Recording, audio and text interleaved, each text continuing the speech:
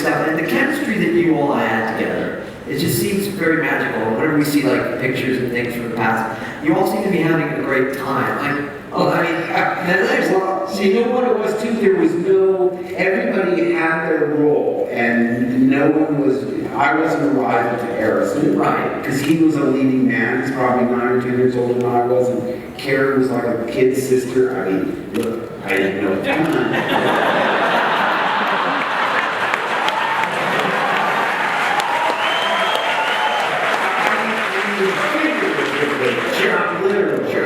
And so we all complimented one another, and they came by, you know, when I first got back, we felt like we'd done a whole movie in Africa. just in that. Yeah, Tony felt a little sort of alienated because we were devoted to each other, and then as new personalities came in, others would go out, and we'd leave Tony behind, and he was sensitive, you know. He has elements of C-3PO in him, and shut him up or shut him down. well, no, it's, you know, like Harrison had his Chewie, and I had my R2-3PO. We were very possessive of that. Yeah. But as they came over, we were so happy to see each other, you know, because you're the Americans in a foreign culture. By the way, nobody in England thought we were doing anything that would last. Yeah, were they just thinking, oh, this is another American sci-fi? They all thought it would be one of those movies that would play at matinees only for children. Because they had Doctor Who, and they had a comic strip called Dan Dare, which is similar, but they're not as used to the kind of variety of fantasy and science fiction. Popcorn movies. We don't really have the popcorn movies as well. No, and they, you know, also too, there were all these phrases that they love that just play on your ear. You know, I remember our sound guy was, you know, the boom guy.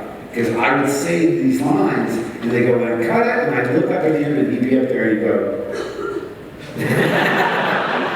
you know, the big, I hope you can see the big eye roll. Yeah, we've had you on the big screen. Oh, well,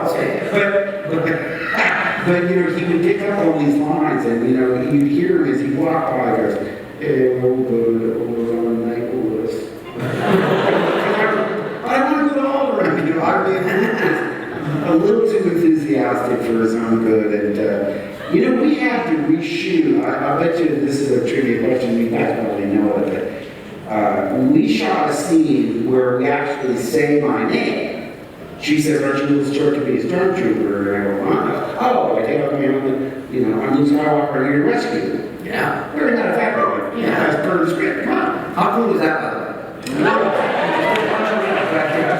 that. It's just, I love the fact that, you know, he says it like, what else do you do with the princess? You rescue her, right? Come on. Everybody knows that. But we had shot that scene before they changed my name to Luke Skywalker.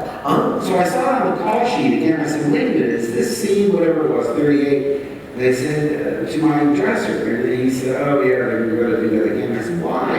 He said, I don't know, I think they've changed the name. Yeah. So I thought, well, if they want to change the name, they should just go to an angle over my shoulder and I can dub in whatever.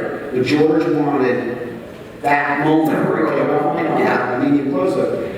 And I said, what did they change my name to? And he said, well, I heard Luke Skywalker. Now, mind you, for 10 weeks or however long, I don't know, let's say 4 or 5 weeks, whatever it was, but when I read it to Africa, to back to England when we were shooting the main scenes, I was another name. Does anybody know what I was?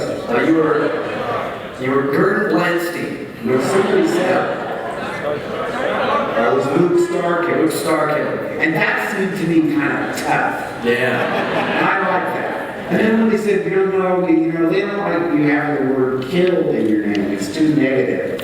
And so I said, what did they change it to? Luke Skywalker. It's not that Luke Fly Swatter. It sounded wrong.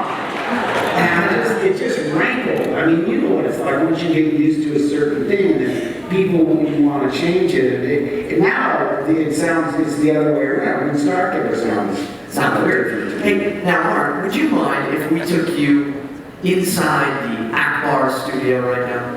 Yes, right. To quote someone. It's a trap! You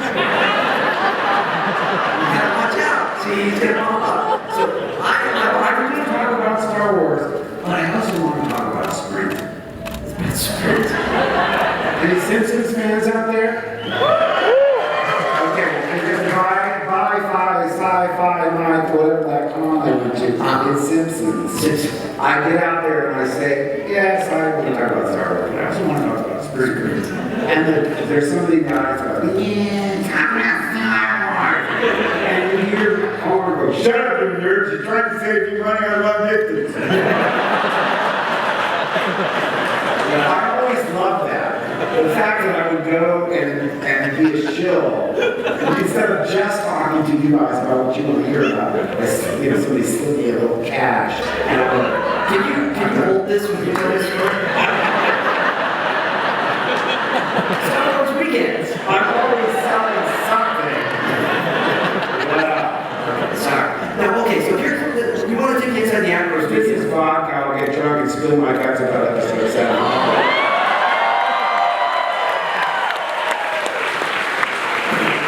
I'm surprised the golden vodka didn't come down here. You're going to get a phone call there. Oh, Mark. Don't even joke about hashtag spill my guts. This is not the hashtag we're looking at.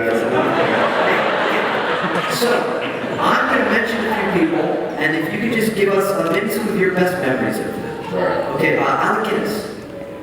Alec Guinness, he took me to lunch before we went to work to let me get to know him a little bit so that he'd feel comfortable. And I'm telling you, first of all, I found it hard at first to even be able to come up with contract sentences. Yeah. So choked up. Because my mom had been a huge Alec Guinness fan and made sure that I'd seen movies like The Lady Killers, Loud and Bridge on the River Kwai, the majority of one, on and on and on. So, I mean, I was dying to talk to him about his career, and I think I told you this yesterday. He said, no, I want to hear about your career. I said, really? You want to hear about General Hospital and blue cheese salad dressing? I mean, I really had, it was pretty pathetic. He couldn't have been nicer. He's just the sweetest and most, the grandfather you wish that you could have. Yeah. And by the way, I'm the exact age today that he was when he made Star Wars. That's right. 32.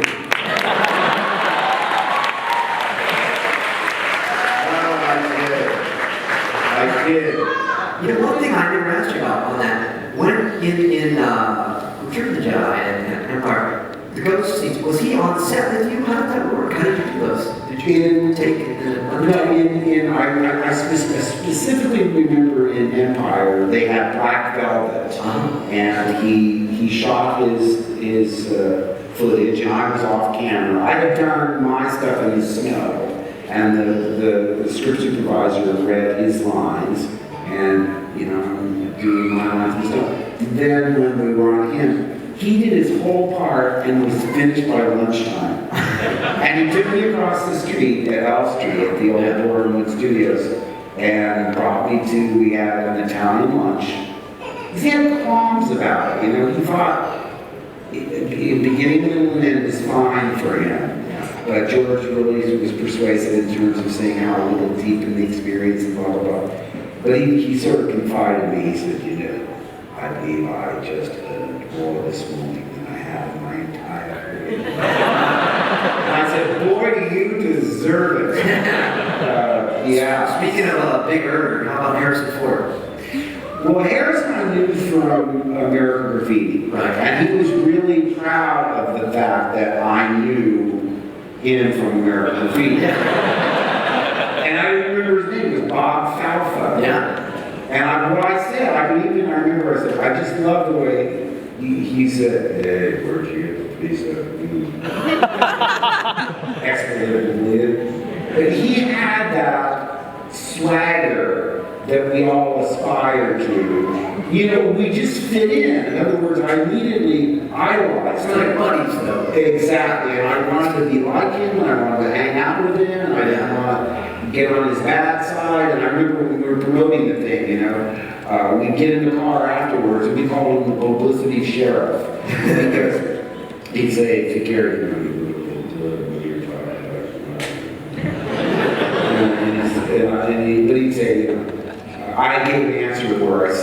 because they were asking us, how much did you make, and did you get any of the profits and all that. And I had mentioned, I said, well, we did it because we loved it, and I don't even know how much we made. And he said, I like that. Really, thanks, Dad. So we sort of fell in. I've said George casts people that are exactly like what he wants, so he doesn't have to do big major overhaul. Yeah. Carrie was sassy and independent and very witty and quick on her feet, and he called us a plan. Look at that guy, she could have done that better. Well, how about, you didn't get any scenes with him, but you got to meet him, and I hear it was pretty cool. Peter Cushing. Peter Cushing. Well, when I realized I didn't have any scenes with Governor Moff Tarkin, I said I've got to come to work when he's working. And on 2 separate days, I was able to go and I observed, like on set, and they introduced us, and then he had a long period where they didn't need him, and we went up into his dressing room, and I was able to, first of all, I was really surprised that I knew that he had been in the Laurel and Hardy film. He was in Jump at Oxford. Really? When he was probably in his early 20s. Okay. Because Jump at Oxford, I think, is around 1940, 1941. He also told me his very first film was in The Man in the Iron Mask. That was his first. His first film, and in Man in the Iron Mask, one actor played twins.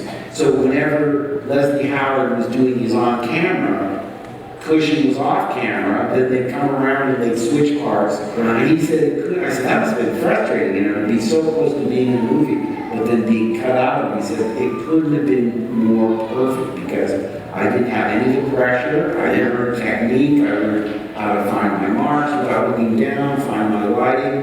It could have been better. And I said, why didn't you stay? And you really had some momentum going, because besides those 2 films, he did some other work where World War II broke out, and he's a patriot, and he went back to England to join the war effort. But I was a huge, like I told you, I loved all of his Hammer horror films, and this guy, he could play everything from Sherlock Holmes to an evil Baron Frankenstein. There's no limits on his ability. And what a great actor. And again, just a fantastic gentleman. I always wondered why he had this lavender glove. And his dresser told me, and he said, well, because when he smokes, he doesn't want to get the nicotine or this fragrance on his fingers and transfer it when he shakes your hand. Yes. I thought, oh my God, we don't have anybody that polite in here. People were smoking cigars in elevators. Yeah. In those days. Well, okay, so then we move on to Empire Strikes Back, and Irving Kershner. You get to work with this fantastic director, and it's a whole, probably a different feel than what you had in A New Hope then, too. Very much so. It was scary because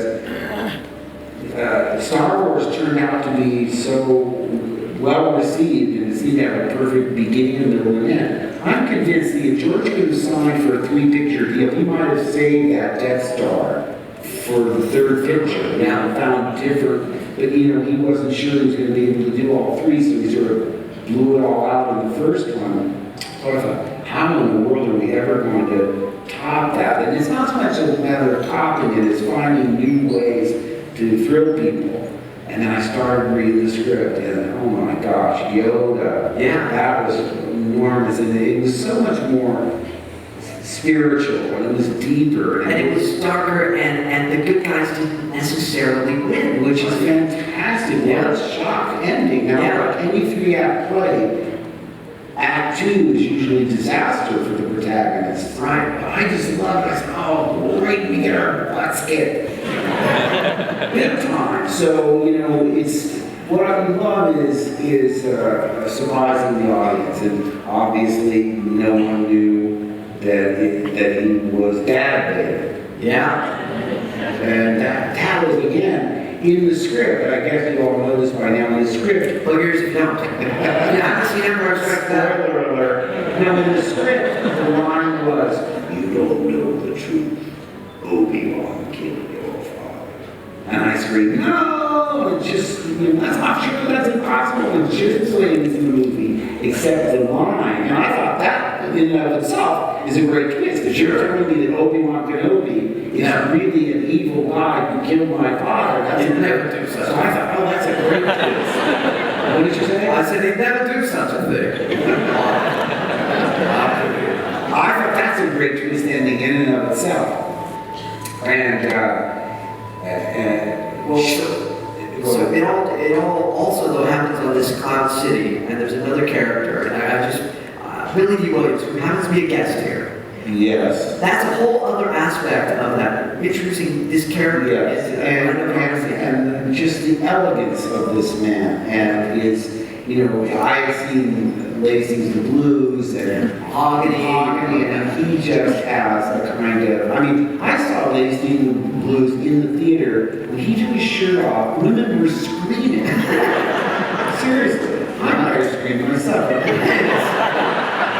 I'm trying to recall, but I mean, he's just this magnificent presence. And we were so lucky to have him. And again, he brings in a whole different vibe to what's going on. You have fun to see him here? I saw him yesterday. I mean, it was wonderful. We don't get to see each other as much as we like, so it's a great thrill. And before I finish with that story about, you know the truth, Obi-Wan killed your father, before we even finished filming, we did that scene. And Irving Kershner brought me aside and he said, I'm going to tell you something. I know what I'm going to tell you.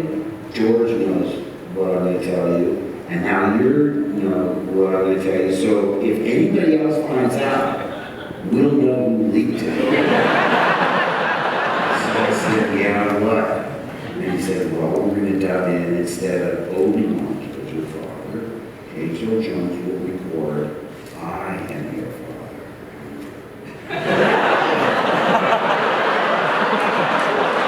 So that was before you taped it, before it was filmed. Yes. So I knew what he was saying now, what they were going to dub in later. I'm talking like the day before, maybe the day of. I mean, I was stunned. But what was interesting about it in terms of leaks, I mean, before the internet and all that, let's say we filmed it on a Tuesday. No later than Thursday or Friday, 2 or 3 days after we filmed it. Now, mind you, we're way up, we had to go way up on these stairs. We were like 40, 50 feet up. Yeah. And there were the big wind machines like you see in movies where, you know, they you know, like those. look at this, yeah. There you go. Okay, there we are. And they get the wind machines going. And when you're trying, you can't hear what anybody's saying. Normally, if there's a human actor, when his mouth stops moving, you know that's your job. It's not so easy with Vader.